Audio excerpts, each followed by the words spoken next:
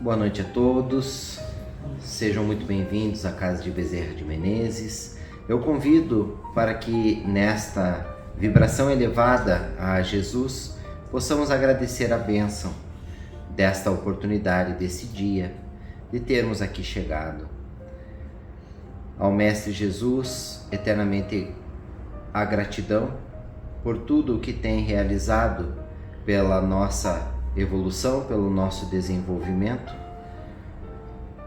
que possam os tarefeiros espirituais a cada um de nós trazerem o lenitivo necessário, material, espiritual, mental, para que ao sair desta casa bendita possamos levar aquilo que aqui viemos buscar, um pouquinho de alento, de esperança, de paz, a ajuda que precisamos. Rogamos ao Senhor que os professores espirituais, os nossos mestres, nos tragam a boa palavra da noite de hoje e que possamos nós servir de instrumento da tarefa a ser realizada. Que a paz esteja conosco e damos por iniciados os estudos da noite de hoje e que assim seja.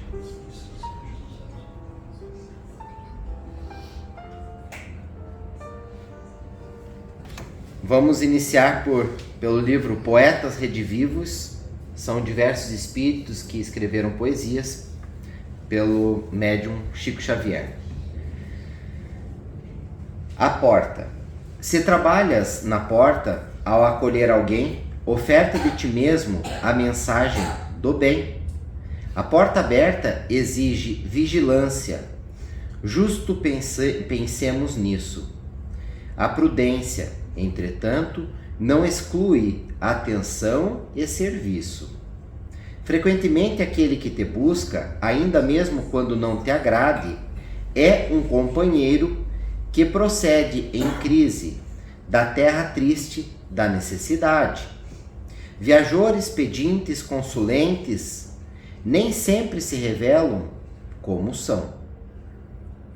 Muito espírito nobre do caminho traz cravadas no peito as marcas da aflição.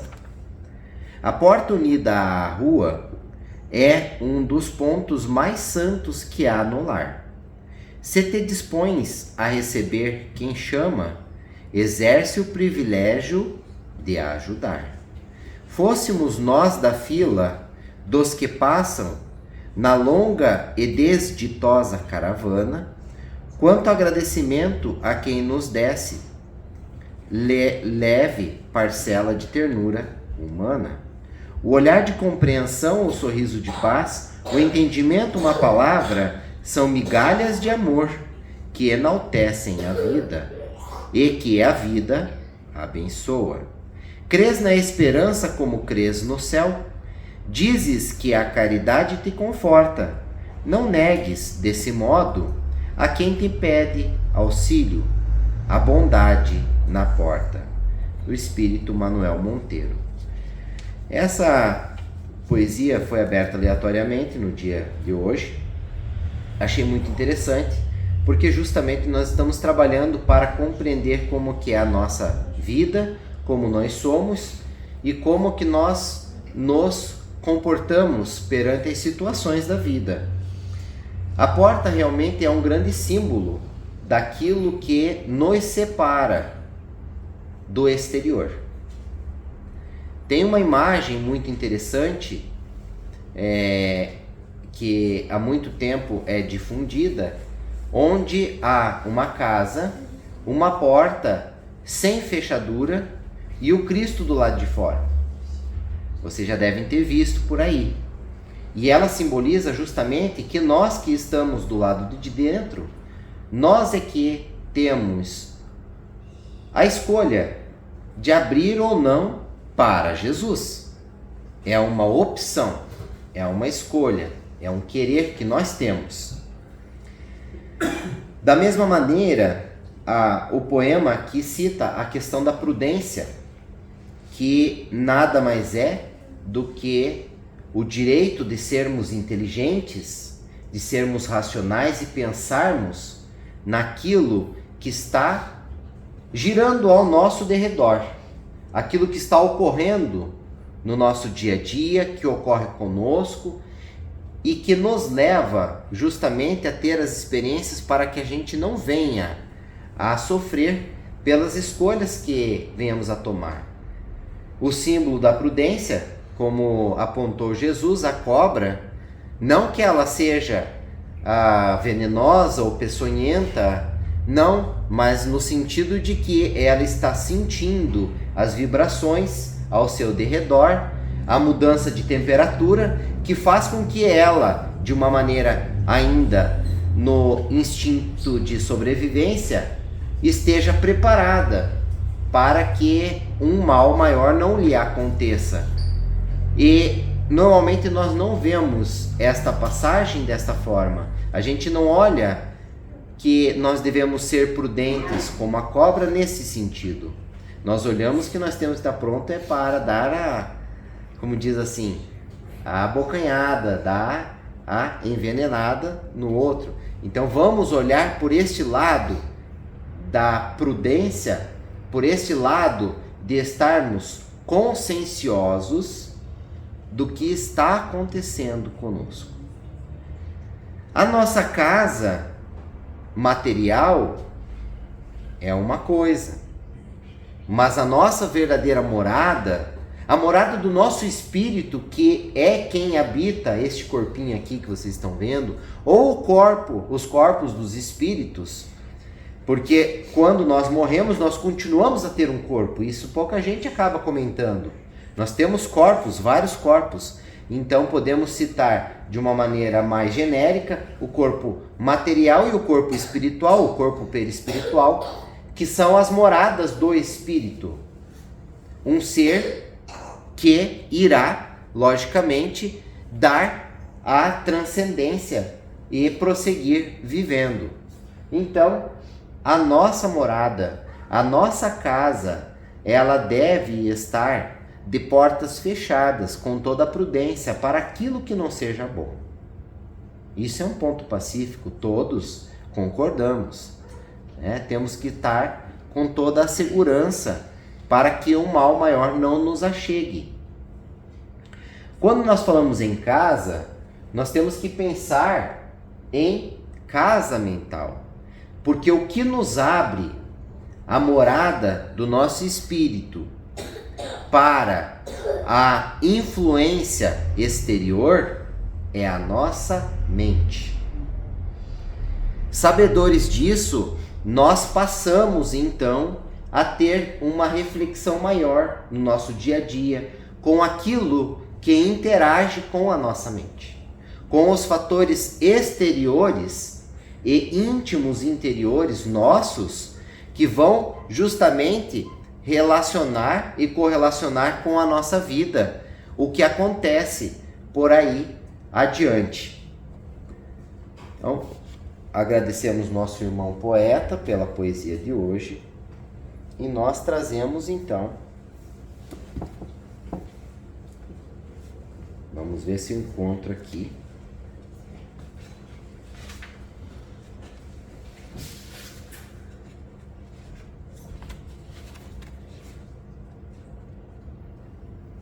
porque as palestras que eu tenho realizado, a gente tem feito juntos, são muito interessantes. A gente fica ali preparando, 1 hora, 2 horas, 3 horas, uma palestra, 2, 3. Chega aqui, a gente faz tudo diferente. Impressionante. Mas vamos em frente. Olha o que traz o capítulo 11 do livro Reencarnação de Bezerra,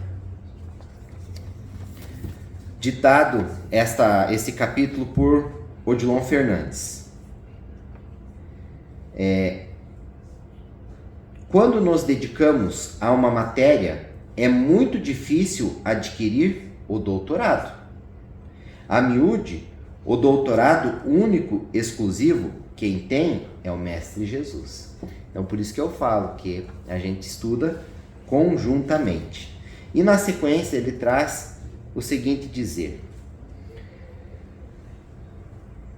poder expressar nossos pensamentos e falar de nossos trabalhos vividos no mundo dos espíritos é sempre uma grande oportunidade de alertar e de edificar aqueles que se colocam às dificuldades do dia a dia. Então ele diz, aqueles que se colocam às dificuldades do dia a dia. Ou seja, nós que nos colocamos às dificuldades. Devo dizer que as dificuldades são implantadas em nossa vida pelas nossas próprias escolhas.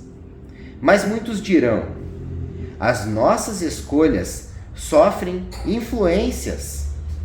Sofrem, sim, mas as influências podem sofrer também o seu revés.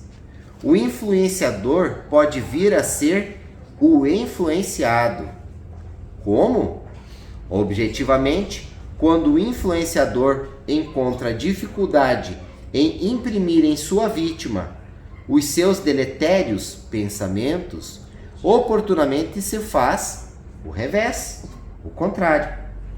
Ele passa a acompanhar o bom trabalhador de Jesus, o que escolheu o caminho cristão verdadeiro, e em doses homeopáticas, aos pouquinhos, vão surtindo o desejo de modificação.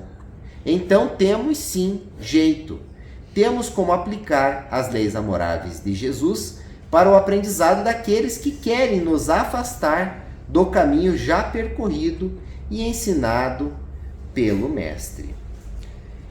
Então, essa passagem, ela nos confirma que nós recebemos a influência sim espiritual. E isso nós sentimos, nós vivemos. A questão que é complexa que nós temos na nossa vida é minimizar os nossos deveres, diminuir as nossas responsabilidades em detrimento daquilo que realmente o são, de assumir a nossa própria vida. Porque é muito mais fácil a gente dizer que a culpa é dos perturbentos, que a culpa é dos influenciadores, que a culpa são dos obsessores, que a culpa são dos viciosos e que nós estamos sofrendo na mão deles. Tadinho de nós. É muito fácil a gente falar uma coisa dessa. Mas a realidade é que nós temos a grande oportunidade, como dizem os espíritos, atualmente as famílias, elas não são mais numerosas igual eram antigamente. Nós tivemos uma explosão demográfica. Nós passamos de 2 bilhões de pessoas a 8 bilhões de pessoas. Então muitos espíritos como eu, como vocês, que precisávamos ter uma oportunidade de reencarnação, a gente entrou na fila e conseguiu uma oportunidade de reencarne. Então nós estamos hoje bem, nós estamos com oportunidades de desempenhar as melhores atividades para evoluirmos, porque essa é a função que nós estamos aqui a cumprir. Toda a historieta da minha vida, da vida de vocês, do nosso passado, das correlações que existem entre nós, porque nós não estamos juntos aqui nessa sala de aula, tudo tem sua intercorrência. Mas, gente, nós estamos nas melhores condições necessárias para a gente se desenvolver. Um pouquinho mais de quilate de inteligência, a gente estava perdido no mundão. Um pouquinho de menos inteligência, a gente estava aprisionado no cárcere no cálice da nossa própria ignorância. Então nós estamos numa condição de temperatura, de pressão, ideais da vida, por assim dizer, para a gente poder estar aqui no momento atual. Poder estar aqui escolhendo, ouvir algo que edifica. E quando a gente fala em casa mental, eu fiquei de trazer essa perspectiva na nossa última oportunidade, porque a nossa vida realmente ela não é uma vida fácil. Eu concordo com vocês, eu gosto de estar na condição de coitado, mas isso não resolve nada na minha vida e também não resolve na de vocês.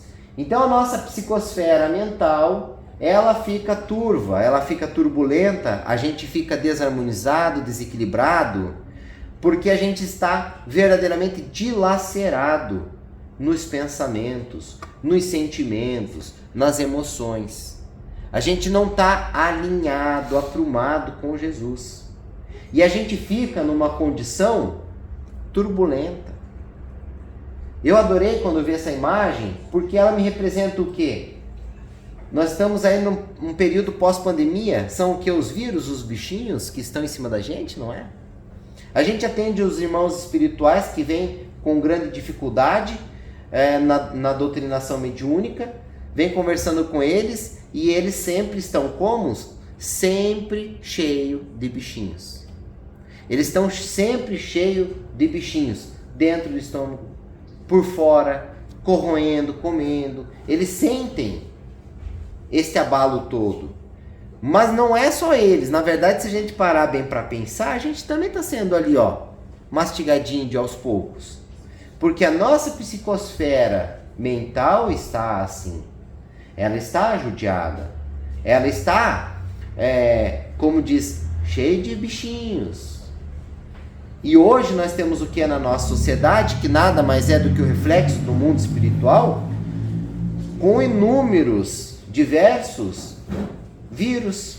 Não bastassem a multidão de tipos e quantidade de vírus e bactérias que assolam a nossa humanidade, doenças e mais doenças, já viraram super vírus. Daqui a pouco estamos colocando capa neles de super vírus. Mas é isso. Por quê? Porque a gente não consegue mais praticamente combater os vírus. As doenças estão super duras e difíceis de serem combatidas. Mas por quê? Porque a nossa psicosfera mental produz o ambiente, o aquário, onde eles podem se reproduzir. Eu compartilho com vocês uma perspectiva muito interessante. Vocês sabem que aqui nessa casa é difundido que nós devemos deixar os vícios. Pois é, minha gente. A gente tem que mudar aquilo que nos mantém em vício.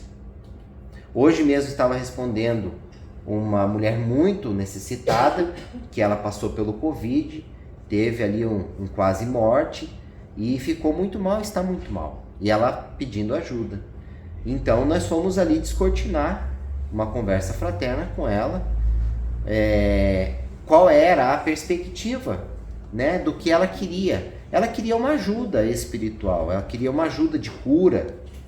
E eu falei para ela, bom, esta casa, costumeiramente, vamos dizer assim, hoje nós estamos estamos ganhando aí uma grande dádiva, que todos nós entramos para o tratamento, né? Foi aberto as portas assim para que a gente possa ter um upgrade aí e conseguir se libertar dessas amarras que nos prendem.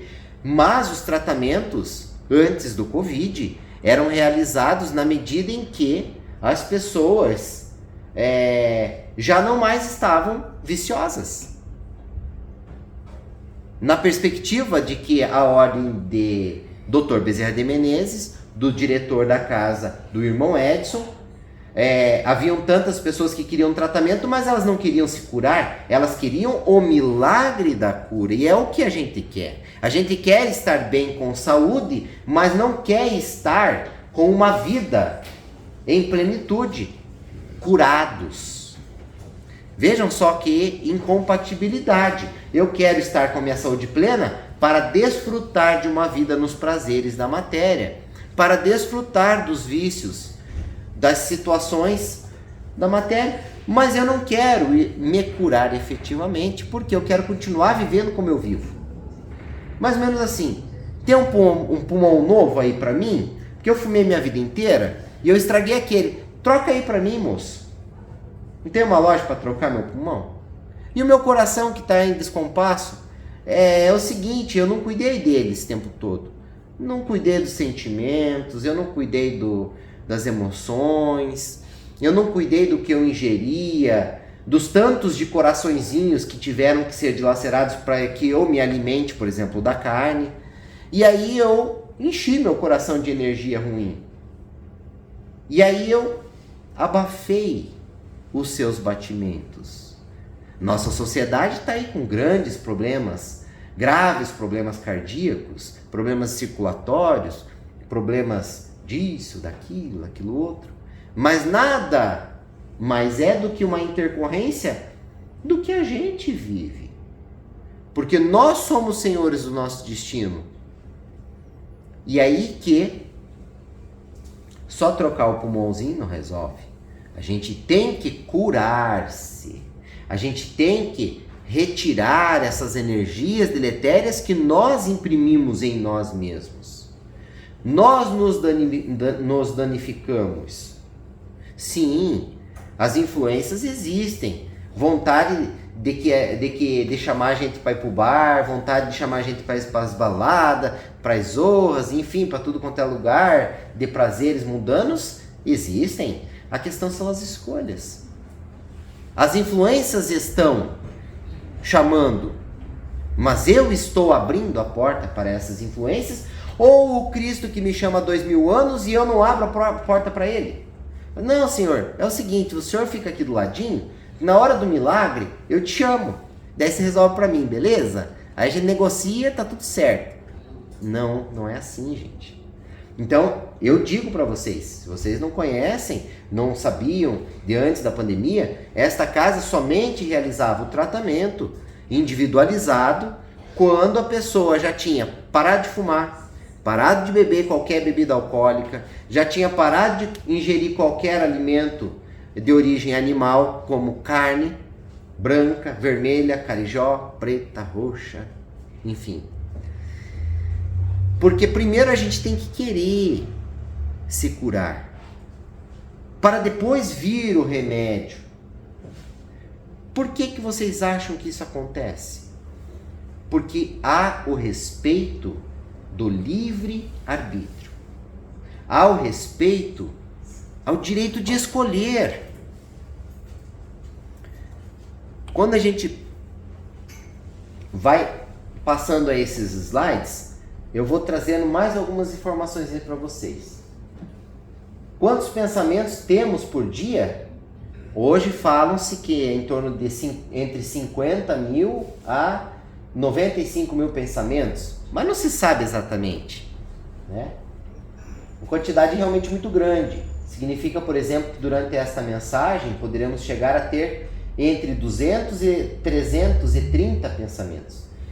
Trazemos, então, uma primeira reflexão. Quantos desses pensamentos, desses tantos pensamentos diários são bons e úteis? Quantos são maus e inúteis? Infelizmente, a maioria deles ainda não pode ser classificada como pensamentos saudáveis e construtivos. Porém, existem formas de se disciplinar o pensamento.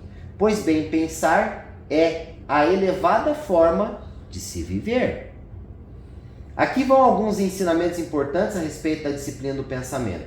Se meditarmos em assuntos elevados, na sabedoria, no dever, no sacrifício, nosso ser impregna-se pouco a pouco das qualidades de nosso pensamento. Nós vamos então fazendo parte do que nós pensamos, porque o pensamento ele é criador. O pensamento é criador. É por isso que a prece improvisada, ardente, o impulso da alma para as potências infinitas tem tanta virtude. É preciso aprender a fiscalizar os pensamentos, a discipliná-los, a imprimir-lhes uma direção determinada, um fim nobre e digno. Cada tipo de pensamento tem que ter a sua hora, o seu lugar. Não devemos estar em casa com a família e com os pensamentos em outro lugar, como por exemplo no ambiente de trabalho. O que a gente nunca faz, né? Misturar as coisas. Cada vez que surja um mau pensamento, essa fiscalização fará com que um alerta se acenda em nós e tomemos alguma atitude para expulsá-lo, o mau pensamento, o mais rápido possível. É bom também viver em contato pelo pensamento com os escritores de gênio ou de inteligência, com os autores verdadeiramente grandes de todos os tempos e países, lendo, meditando sobre suas obras, impregnando o nosso ser da substância das suas almas. Olha que interessante essa colocação. Quando a gente então vai pegar um livro e vai ler, por exemplo, o Evangelho do Cristo, a gente está se impregnando da substância do próprio Cristo, porque está absorvendo o seu Evangelho, o seu ensinamento, o seu conhecimento. É necessário escolhermos com cuidado nossas leituras, depois amadurecê-las e assimilar-lhes a quinta essência, que é a sua substância. Em geral, lê-se demais, lê-se depressa e não se medita, não se absorve nada. O estudo silencioso e recolhido é sempre fecundo para o desenvolvimento do pensamento. É no silêncio que se elaboram as obras fortes. Há também a prática de meditar. Na meditação, o espírito se concentra, volta-se para o lado grave e solene das coisas. A luz do mundo espiritual banha-o com suas ondas. Evitemos as discussões ruidosas, as palavras vãs, as leituras frívolas. Sejamos sóbrios de jornais, TV e internet. O contato com essas mídias, fazendo-nos passar continuamente de um assunto para o outro, torna o espírito ainda mais o quê? Instável. Olha como que estão as nossas redes sociais. Isso é antigo, né? 2011, mais de 10 anos atrás. Hoje nós temos redes sociais, elas passam de um assunto para outro em segundos. 3, 4 segundos mudou o vídeo. 5, 10 segundos mudou o vídeo. Isso torna a nossa vida como? Instável. Olha que interessante esse ensinamento, né? A gente não consegue concentrar, ter uma estabilidade. A alma oculta profundezas onde o pensamento raras vezes desce, porque 1000 objetos externos ocupam-no incessantemente. Disciplinar os pensamentos significa disciplinar a vida e escolher caminhos mais seguros. Na nascente de todos os atos, palavras e ideias estão os pensamentos. Mudemos a matriz e teremos uma vida renovada e mais feliz. Lembremos-nos, bem pensar é a elevada forma de viver. Então, texto extraído Redação Momento Espírita, com base no livro O Problema do Ser, do Destino e da Dor, de Leon Denis, um trabalhador do Espiritismo. Pois bem, minha gente, vocês viram a complexidade que é o pensamento? Por que a sociedade está extremamente instável? Não tem força, não tem estabilidade para suportar um problema? Como a gente está desse jeito? Por quê? Porque, infelizmente, os instrumentos da modernidade estão nos escravizando e nos direcionando para esse caminho equivocado, errôneo.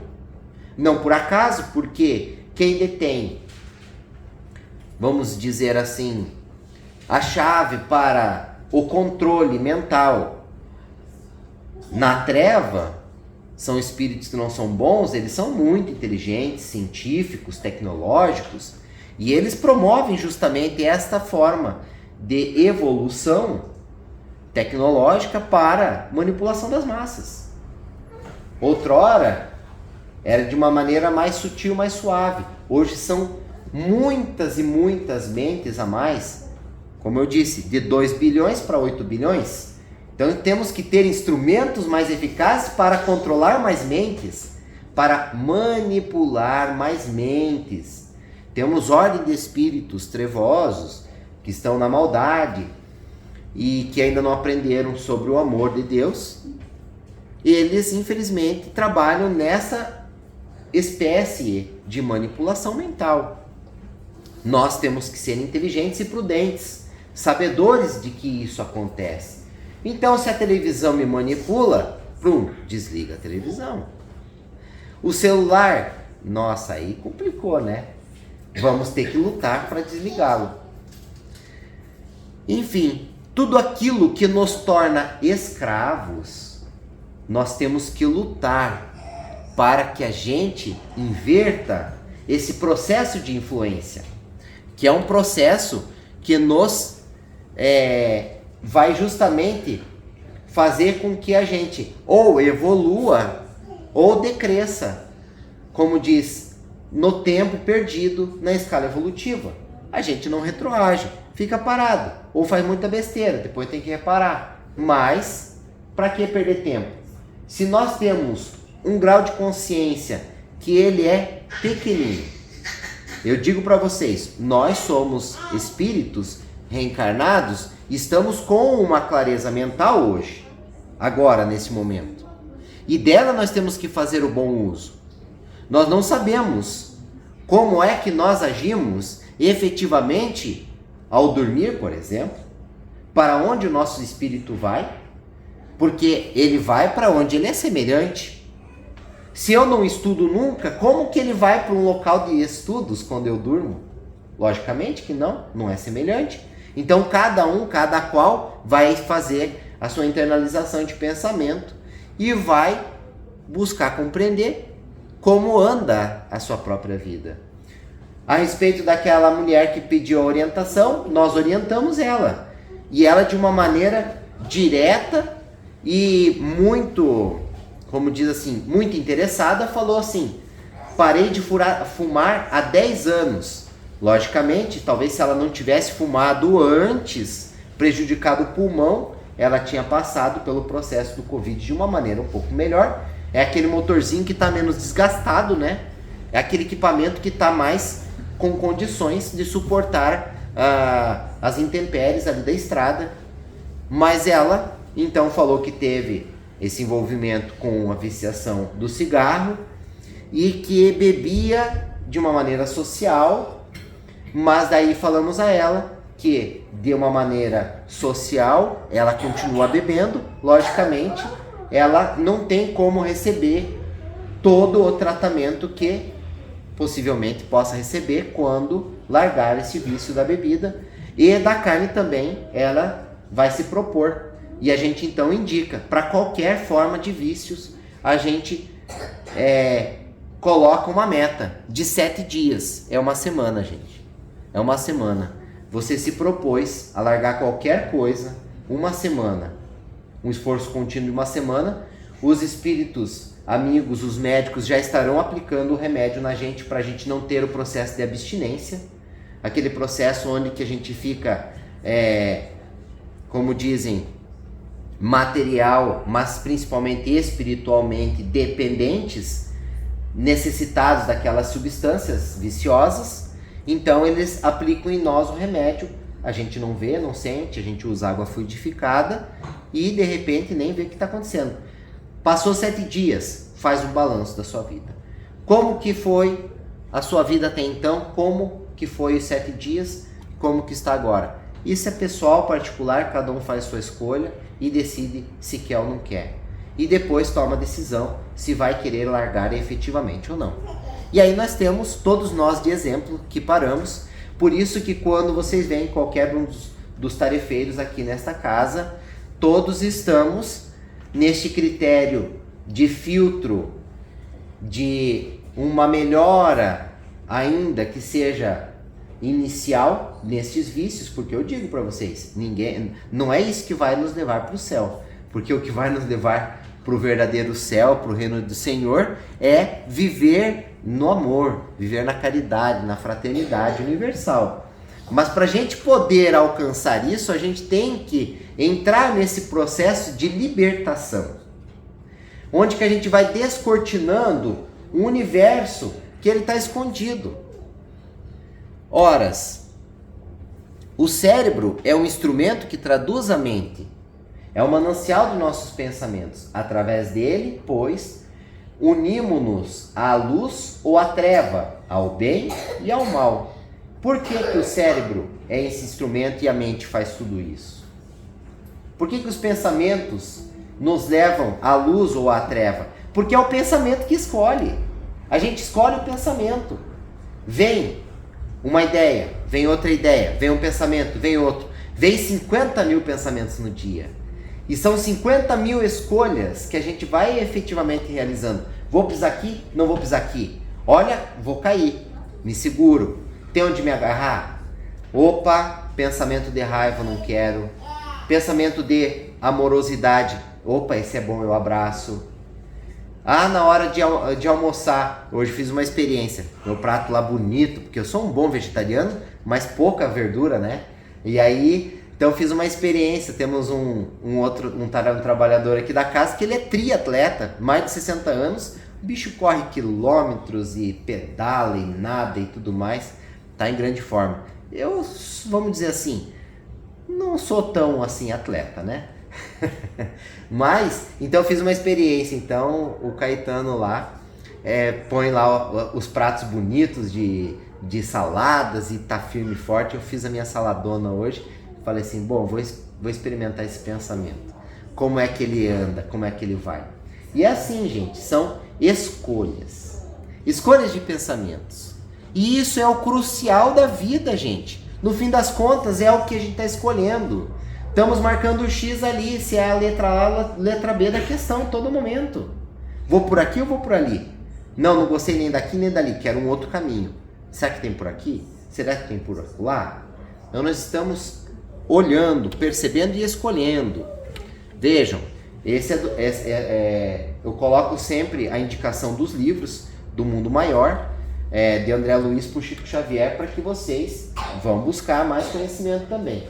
Cada um de nós, em seu movimento de translação, olhem só, movimento de translação, arrasta consigo a atmosfera fluídica, como um caramujo arrasta a concha.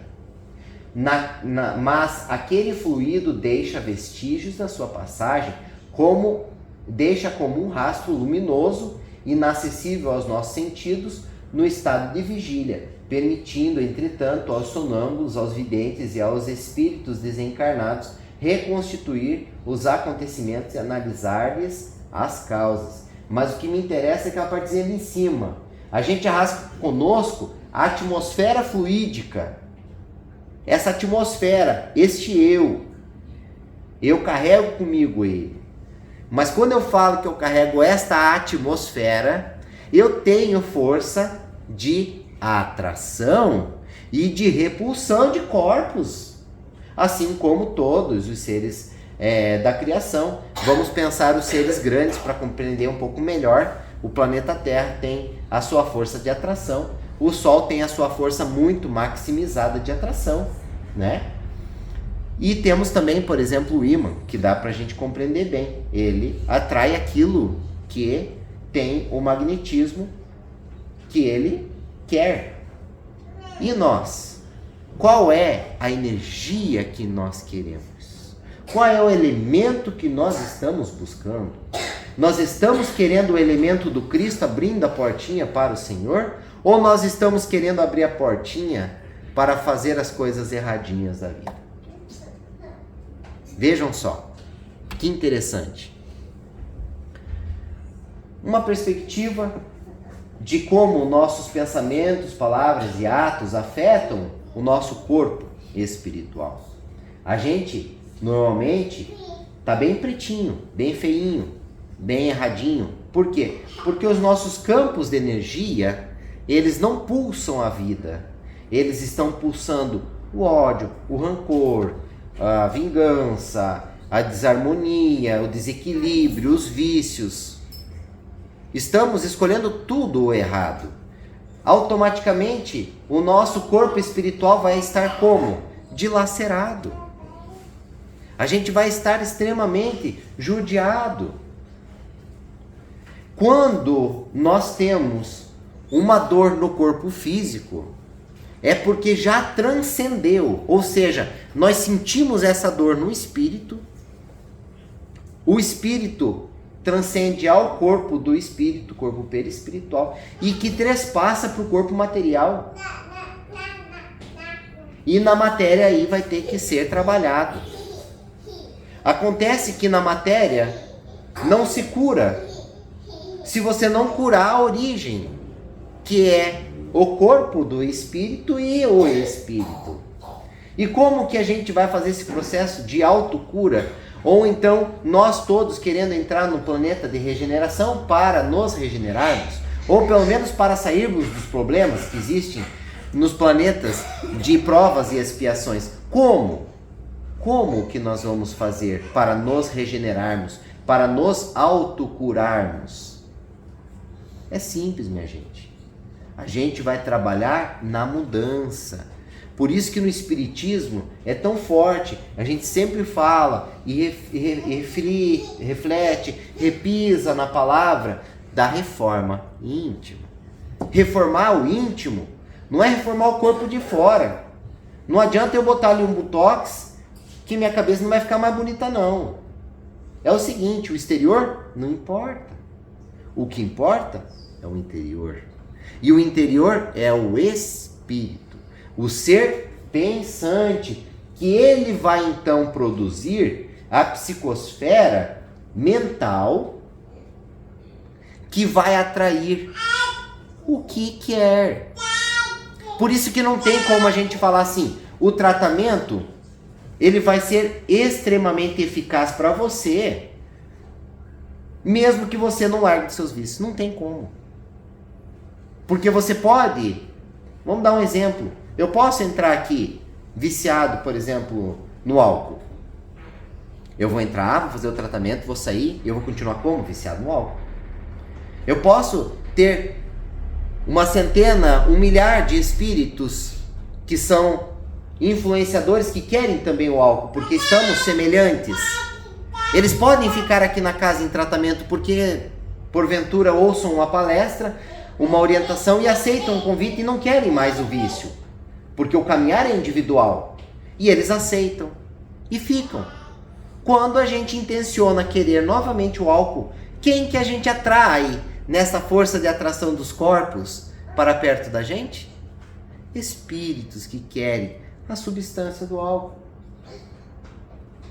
Então, em qualquer lugar que vocês, porventura, pensem em ir e que digam a vocês que vocês vão ter afastado de vocês todos os espíritos influenciadores, perturbadores, obsessores, viciosos, só vai acontecer efetivamente quando? Quando você quiser. Porque não sou eu que vou determinar a sua vontade. Porque a lei do Pai é o livre-arbítrio, a livre escolha pessoal, individual, intransferível. Se ela fosse transferível, os espíritos superiores fariam por nós, nos carregariam no colo, não deixariam a gente cair nessas ciladas da vida. Vocês entendem? Então, vamos lá, recobramos a consciência, voltamos antes pandemia, nós lotado de gente para fazer tratamento e tal, não tinha mais o que fazer, tanta gente, íamos ter que construir um centro gigantesco, porque não cabia mais gente. Quem é mais antigo relembra, recorda. Beleza, veio a determinação espiritual. A casa, os dirigentes da casa espiritual e material aceitaram a verdadeira mudança que deve prevalecer em nossas vidas. A mudança que vai mudar, não a mudança aparente que não muda nada. É a mudança quando você fala assim, a partir de hoje eu não quero mais, entendeu? Eu não quero mais. Espiritualidade no mesmo momento é um processo que a gente não tem como enganar, porque no mundo espiritual não existe máscaras. É visto, é sentido, é vivenciado, é percebido. As energias, elas não mentem. Então as energias da sinceridade, da pessoa de não querer mais aquilo, efetivamente trazem para ela o próprio remédio. Não é a casa de Bezerra que cura. Gente, somos nós com as nossas escolhas. A casa de Bezerra tem os médicos, tem os tarefeiros, vai realizar os atendimentos de desobsessão, de desligamento, quando? Quando efetivamente puder ser desligado.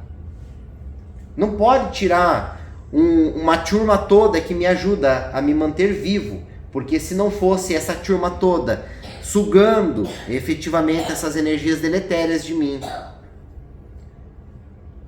como eu ficaria depois de tomar-lhe uma garrafa inteira de cachaça? Ia ter um coma alcoólico, ia morrer. O estômago, o fígado, iam se dilacerar em pouco tempo. Então por que que isso não acontece? Por que que isso não acontece com aqueles que estão desvalidos no mundo das grandes viciações? Porque eles são extremamente sugados. É uma misericórdia, entre aspas, da lei de semelhança, onde que eles estão ali fazendo essa misericórdia de tirar, extrair da gente essas energias deletérias negativas. Opa! Celcinho não quer mais nada. Não quer mais nada com isso. Os guardiões já chegam. O assédio vai existir. A influência vai existir. Minimizada, diminuída, porque ele já está recebendo remédio. E agora é o seguinte, ele vai ter que provar, você assim, vai ter que provar que realmente não quer mais esse vício. Aí é uma outra perspectiva, onde você está se libertando. Aí a gente entra lá no AA. Aí Alcoólicos Anônimos, quando você menos espera, você assim, que bom se chegar aqui é uma garrafa geladinha para você, uma canela de pedreiro para você aqui. Não, obrigado. Mas é de graça, estou te dando. É engraçado que o vício sempre vem de graça quando a gente quer sair ou quando a gente não entrou ainda. Vai entrar. É de graça. Para pegar o trouxa, né? É assim. Quando a gente então faz essa opção, não quero mais, pois bem, todo este grupo, que é você, sou eu, e toda essa psicosfera toda que a gente é, essa turma toda que nós atraímos como um grande ser da criação, a gente atrai, porque a gente produz as energias, a gente metaboliza as energias do fluido cósmico universal, tornando animalizado e de uma maneira que enriquece com o vício, que é o que querem, a gente atrai. E aí a gente fala, não quero mais. Pois bem, então agora é o seguinte, agora o pessoal afasta. Quem quer largar vai ficar em tratamento no Hospital de Bezerra, fica. Quem não quer, não chega mais perto. Vai existir o quê? Uma vontadinha, uma influência, um pensamento? Vai existir. Mas não é o assédio que havia antes. Existe então, depois disso, as suas provas da vida para dizer que realmente você não quer mais. Beleza. Você vai numa festa, vai num restaurante, vai aqui, vai ali, acolá, vão te oferecer. Você não quer mais. Tomou sua decisão, pronto, acabou. Igual qualquer decisão tomada, firmemente, pronto, determinada, pronto, acabou. Aí sim entra o quê? O pessoal acha que é simples. Eu quero uma cirurgia espiritual aqui para resolver aqui meu fígado que não está muito legal. Eu acho que eu comi alguma coisa que não ficou boa. A vida inteira não comendo coisa boa, né? Acho que foi agora. A vida inteira tomando coisa que não era boa, acho que é agora. Tá? Tudo bem, vamos lá. Então, vamos mudar o procedimento. Vamos mudar essa perspectiva. Vamos largar do que é ruim? Vamos. Beleza. Muito bem. Então, agora entram os atendimentos espirituais, que são extremamente complexos. Gente, uma tatuagem pequena, simples, leva-se quando a pessoa se arrepende para curar o buraco que fica na camada de proteção que a gente tem espiritual. 80 cirurgias de média complexidade. 80. Uma tatuagem simples. Vocês acham que uma vida de vícios vai quantas cirurgias para desligar estes brothers que a gente carrega? De 100 e lá vai bordoada, 1000 e lá vai bordoada, 10.000 e lá vai bordoada. Amiguinhos, que a gente tá ali, tem ligações. Então, são inúmeras e inúmeras e inúmeras e incontáveis cirurgias espirituais. O hospital ele está abarrotado. O irmão Edson nos diz que ele não tem um segundo para poder vir aqui dar uma palavra, assim, às vezes aleatória de apoio, porque ele tem muita cirurgia para fazer. Então, assoberbados, é muitas e muitas e muitas e muitas. Agora, vamos pensar um pouquinho. Uma vida, esta atual vida, olha o que a gente já aprontou. Tem uma vida aí, uma vida, às vezes comendo carne, é uma vida ali, com responsabilidades e ligações com esses animaizinhos, uma vida ali, com cigarro, uma vida com charuto, com cachimbo, uma vida no narguile, agora tem os pendrive, né? Agora tá tecnológico. Uma vida, gente. Uma vida. E as outras vidas? Já pararam a pensar? Quanto de cirurgia tem que ser feito? E as pessoas acreditam que eu quero uma cirurgia espiritual para me curar. Eu não estou dizendo que não vai chegar a cura à pessoa, porque chega. Porque a gente vê todo mundo se curando. Quantas pessoas vieram aqui neste mesmo ano buscando cirurgia, ou queriam fazer cirurgia material, no físico, porque tinham isso, tinham aquilo, tinham um câncer e tal, e se curaram. Muito bem, se cura. É a mesma coisa, eu preciso fazer uma cirurgia, por exemplo, na minha próstata. Mas o seu corpo espiritual tem que ser cirurgiado. Tem que estar preparado com um campo propício para que a cirurgia material dê certo. Aí o cara marca, tá lá na fila do SUS 2 anos esperando cirurgia. Chega na hora de fazer cirurgia, o médico não aparece, vai ter que ser remarcado. Mas meu Deus do céu, será que é o problema o médico? Ou o problema é que a pessoa, o paciente não está preparado para a cirurgia? Nós temos inúmeros casos que a gente acompanha do dia a dia, na parte espiritual, os atendimentos espirituais, que os espíritos nos dizem: quando finalizarmos as etapas cirurgias espirituais, vai poder ser feita a cirurgia material. Estão sendo feitos desligamentos de outros espíritos que estão ali, juntinhos, unidinhos, às vezes de várias reencarnações. Então são relações muito profundas, que exigem muitas cirurgias, capacidades assim altamente complexas para que sejam feitas estas cirurgias. Eu estou tirando vocês do conforto, da facilidade da magiquinha do Plim Plim, né? Eu estou trazendo vocês para a realidade do dia a dia. Então tinha uma criança que ela tinha um calombo aqui nas costas, muito grande, e quando tirava foto parecia efetivamente o rosto de uma pessoa que estava ali impregnado. Então pediram para fazer evangelho diariamente, orações diárias, e que no momento correto que a espiritualidade tivesse terminado de fazer a cirurgia de desacoplamento daqueles irmãos, que eram 2 espíritos, o encarnado e o desencarnado que não quis e ficou grudado nele, a ponto que a matéria realizou aquele formato.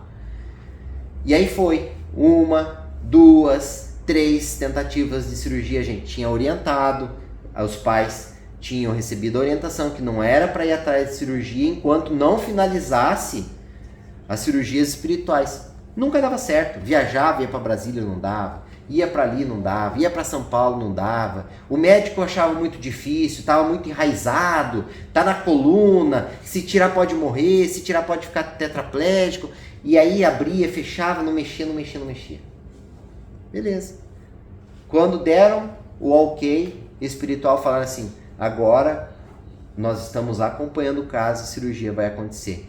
Levaram lá para a cidade capital lá, uma médica simples, não tinha especialidade nenhuma no caso.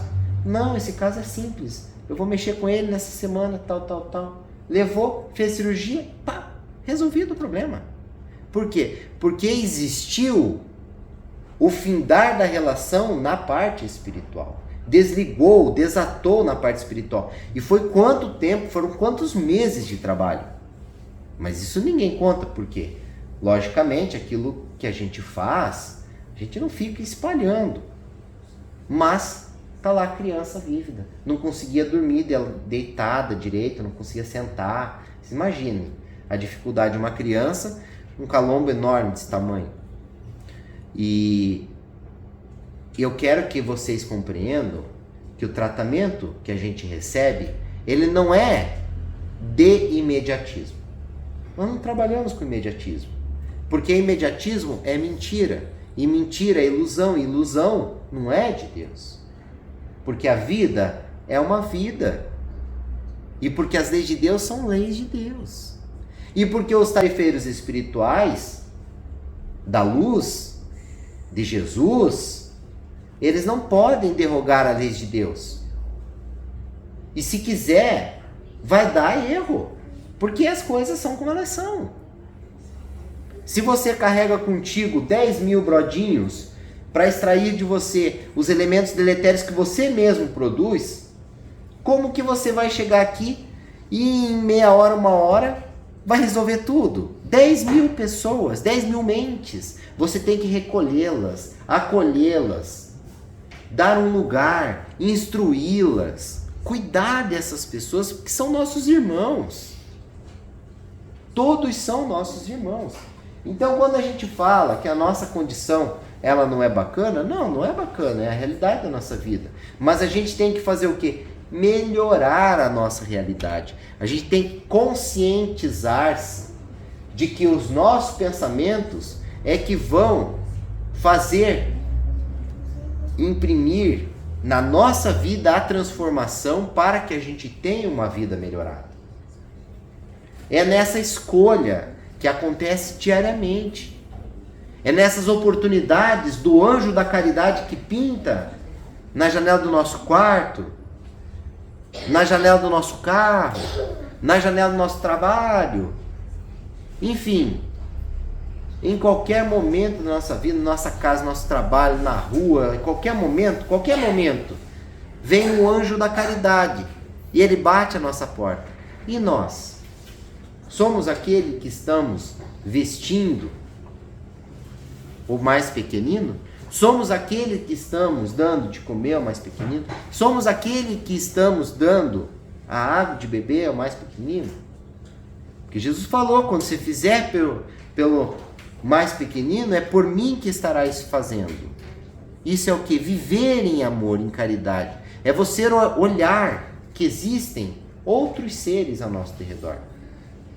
Esses dias nós estávamos falando a respeito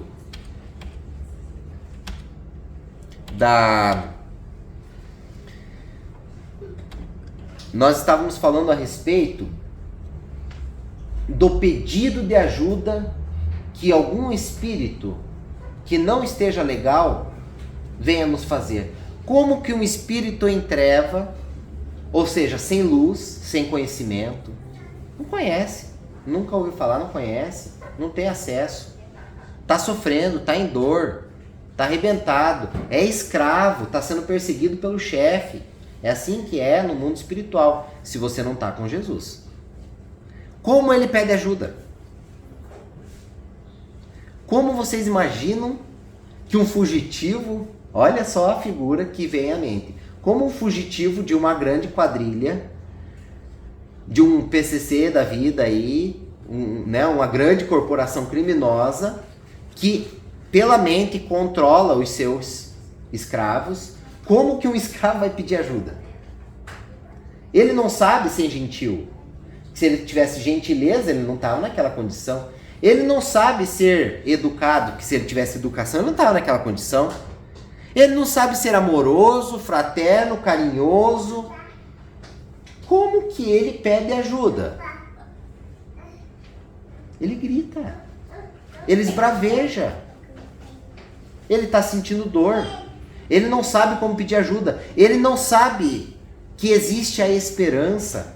Porque pregaram para ele que se ele morresse e ele não fosse para o céu onde que estavam os anjinhos tocando harpas para ele estaria no inferno. Então, se ele está no inferno, o que ele tem que fazer é abraçar o brodinho lá, né? Então, ele não tem esperança. Ele não sabe o que fazer. Ele não tem a escolha, a alternativa. Ele não vai poder puxar da memória e falar assim, teve uma vez que aquele estranho que ficou lá na frente falando umas coisas que, olha, quem sabe isso tem razão. Um tal de Celcinho. Porque eles não tiveram a oportunidade. O Espiritismo é de agora, 1850 para cá, gente. Poucas pessoas têm o acesso. O Cristo mesmo, poucas pessoas tiveram acesso. E ainda muito mexido nos ensinamentos do Cristo. Como que o espírito em trevas pede ajuda? Ele esbraveja, gente. Ele ataca a gente. Porque ele chega perto da gente e ele para de sentir um pouco de dor. Então o que ele faz? Fica perto da gente. Gente, instinto, sobrevivência. Ele é instintivo. Ele não tem razão. Ele não está com o desenvolvimento da inteligência e do amor ainda. Então nós temos que fazer o que com um ser desse? Acolher. Não é isso que a gente tem aprendido na educação infantil hoje em dia? Que não pode mais bater? Que quando uma criança esbraveja, você tem que acolher ela? É a mesma coisa. Lei do amor.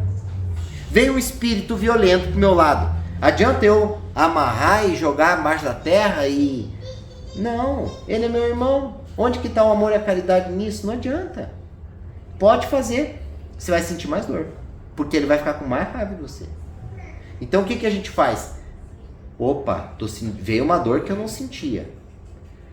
Tem pomada vovô Pedro aqui, bom pra mim, mas bom pra também quem esteja sentindo dor.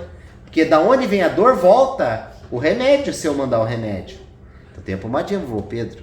Vamos fazer uma oração? Que não tá legal. Ó, essa ideia, ela tá perturbada. E eu tô perturbado. Vamos fazer uma oração juntos? Vamos fazer uma oração. E aí, vamos fazer uma oração. Vamos ver uma palestra, então, já que está tão ruim o dia, vamos ver uma palestra. Vamos tentar tirar um proveito, já que eu não vou produzir nada mesmo de bom. Vamos ouvir uma palestra. Vamos ouvir uma música boa. E nós vamos fazendo este processo que o irmão Odilon, Dr. Odilon aqui nos ensinou, de deixarmos de ser os influenciados. E a gente devolve na moeda do amor dos influenciadores de Jesus Cristo. Horas. Cristo faria o que com o irmão necessitado? Acolheria?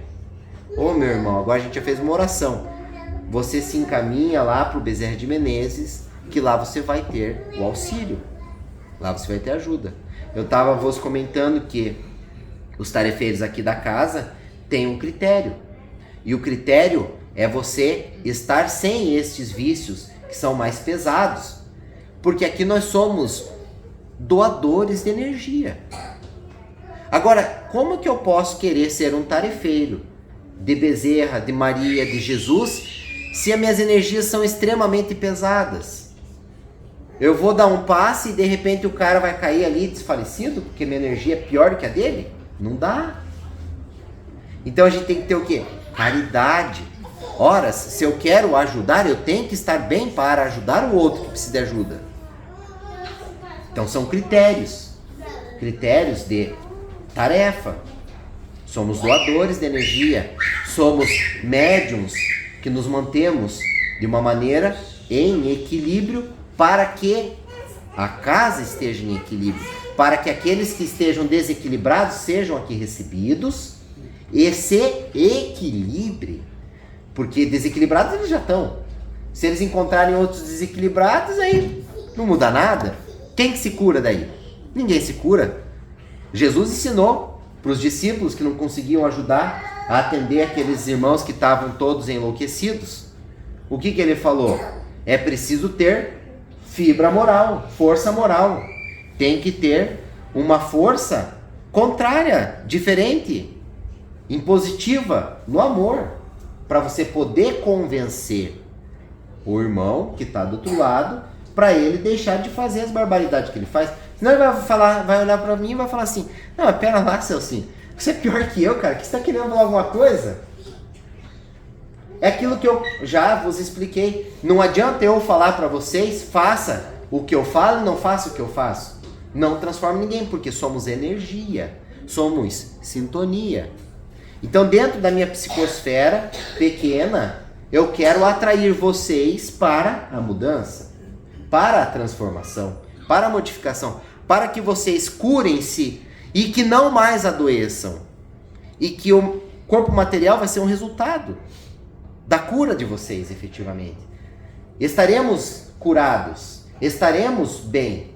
Por quê? Porque a gente mudou, porque a gente melhorou. E aí sim a gente pode chegar para o Senhor e falar assim: Papai do céu, mais um dia eu venci na minha vida, não tá fácil de segurar, mas ó, não tô viciado mais nisso, naquilo outro.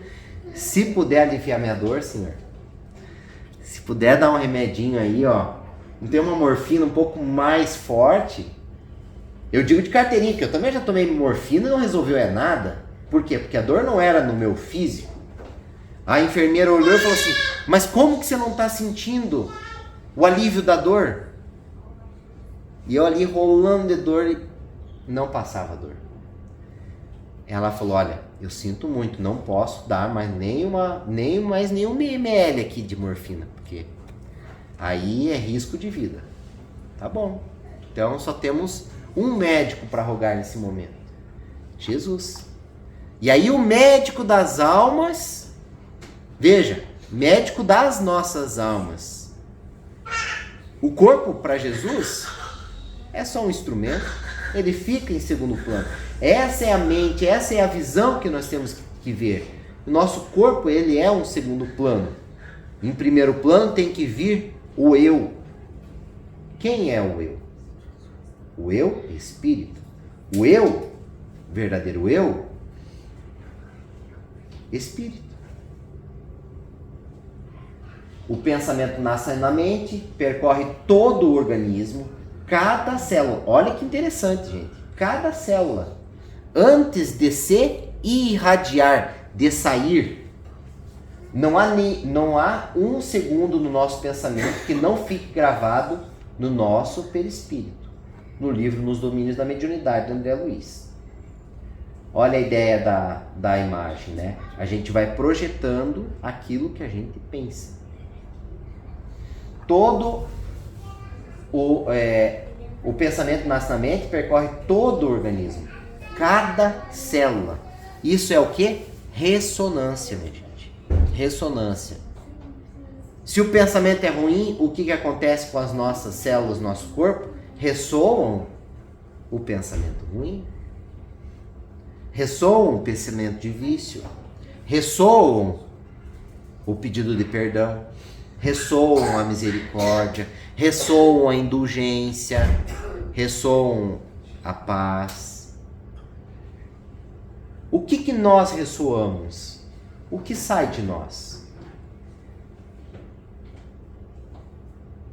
O que nós veríamos se o espelho fosse colocado em nossa frente nesse momento?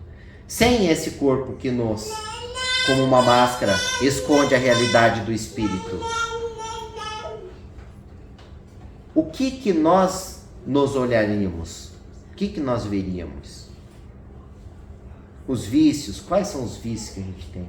Quais são as dificuldades, as imperfeições? Quais são as mudanças que a gente tem que ter na vida? Então, é uma palestra realmente muito complexa. A gente vai tentar dar prosseguimento aí pela frente. Não consegui entrar no livro. É um livrinho legal, vamos ler junto. Olha a grossura dele, gente. É o livro Francisco de Assis de Miramês, do Espírito Miramês, por João Nunes Maia. Uma partezinha só que a gente vai pegar, onde o João Apóstolo traz ali algumas colocações muito interessantes. Mas vejam, agora vocês gravem bem, o pensamento nasce na mente e ele percorre todo o organismo, cada célula, antes de se irradiar. Agora a gente é inteligente, se a gente quer coisa boa pra gente, como que a gente vai pensar coisas ruins?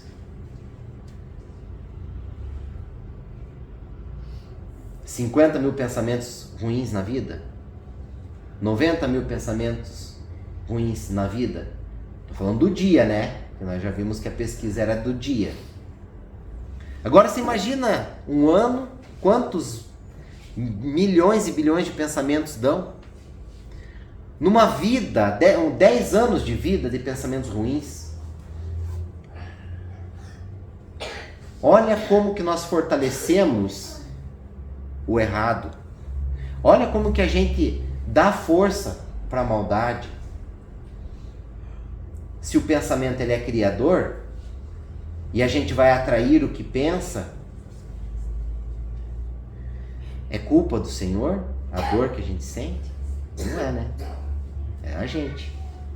Então esse vulcão de sentimentos que a gente tem, que ele não seja mais abrasivo, queimador, né, dilacerador, que sejam sentimentos pacificadores da água do Senhor Jesus. Eu agradeço a atenção de vocês. Vamos então para os nossos encerramentos. Olha, essa seria a perspectiva, gente. Nós espíritos somos então uma centelha, né? Olha o que Paulo diz: semeia-se corpo animal, ressuscitará corpo espiritual. Se há corpo animal, há também corpo espiritual. Paulo, Coríntios 14, 44. Tem lá o espírito, o corpo espiritual, que ele é mais sutil, ele não é tão materializado, e o corpo material da gente. É assim. Pra gente, essas imagens são fantásticas. E a gente grava bem para poder saber, quando a gente vai conversando, ter as formas, pensamento, as ideias, as imagens mentais. E como tem aqui, deixa eu ver se para frente a gente consegue alcançar.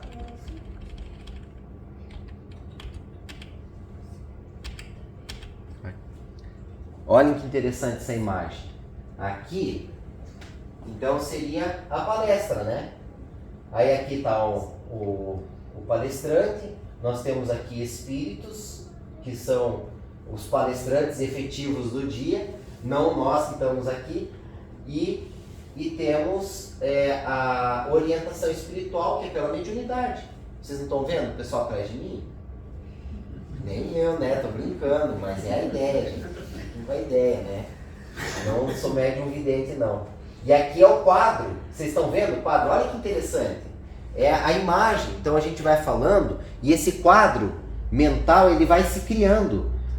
Nós não vemos com os olhos materiais, mas o nosso espírito está vendo essa imagem mental. E os espíritos que estão nos observar também estão vendo essas imagens que eu vou gerando, juntamente com os espíritos que estamos aqui formulando a palestra. E olha aqui, a plateia espiritual. Esse aqui está interessadão ali, ó. E aqui tem a plateia física. Mas para vocês terem uma perspectiva. E os pensamentos entrelaçando.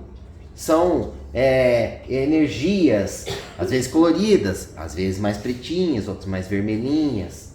E vocês curtindo a atmosfera mental de vocês, né? Hoje eu tive uma aula também muito interessante. Quero compartilhar com vocês. Só uma partezinha dela. Então, que não tem nada a ver com o espiritismo. É de liderança e de competências gerenciais. E aí, a questão que trouxeram é que para você poder entrar como um líder, como um gerenciador de pessoas, você tem que aprender a observar, ter os olhos de ver. E falaram que a gente tem que aprender a saber ouvir. Porque é uma dificuldade, a maior dificuldade é você saber ouvir. Porque normalmente a gente não quer ouvir o outro. A gente já atropela o pensamento do outro. A gente já quer formular respostas ou contradizer o que o outro está falando. A gente não para centrar o pensamento e ouvir o interlocutor que está falando. Aqui na palestra é a mesma coisa, é uma dureza. Existe uma batalha aqui muito grande, ainda bem que existe aqui. Vocês estão vendo um escudo grande aqui, ó? Porque são pensamentos e a gente percebe os pensamentos. Um acredita, outro fala isso nada a ver, o outro fala assim, não entra nessa, cara, tamo junto. Ó, depois daqui é no bar, hein? E aí vai, vocês entenderam? É esse tipo de pensamentos. A gente tá nessa psicosfera, estamos todos nessa luta. E agora você maximiza isso aos milhões e bilhões de espíritos que também estão a nos ouvir. Porque a gente é ligado com uma multidão, eu com uma multidão, vocês com uma multidão, outro. E aí uma multidão de espíritos ligados com uma outra multidão de espíritos, e pelas ligações a gente vai ao longe. É muito interessante, muito divertido. Nós vamos aproveitar bastante aí. Tá bom por hoje, né? Chega de, como diz, chega de esquentar a cadeira e graças a Deus hoje não tá tão frio. Eu gostei da ideia de colocar uma música no final, acho que vocês também gostam também de uma musiquinha, né?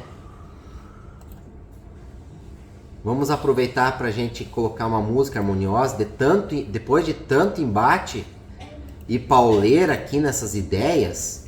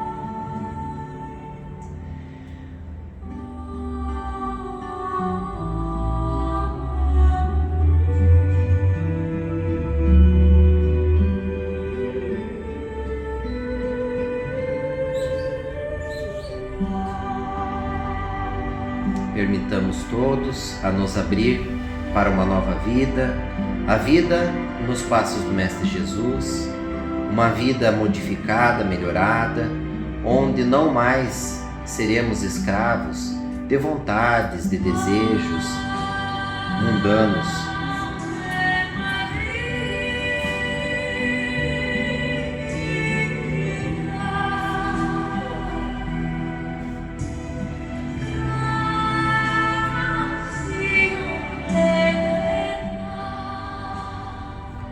Vamos nos preparar para que a gente possa,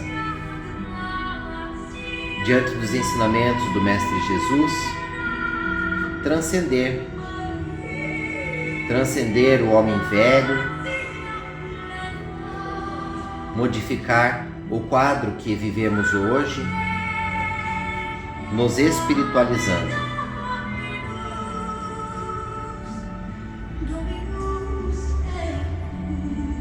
Toda decisão de modificação para melhorar-se vai refletir no amanhã em uma vida mais abalizada, mais balizada no amor, na fraternidade, no respeito. E essas são as perspectivas de um verdadeiro espírita.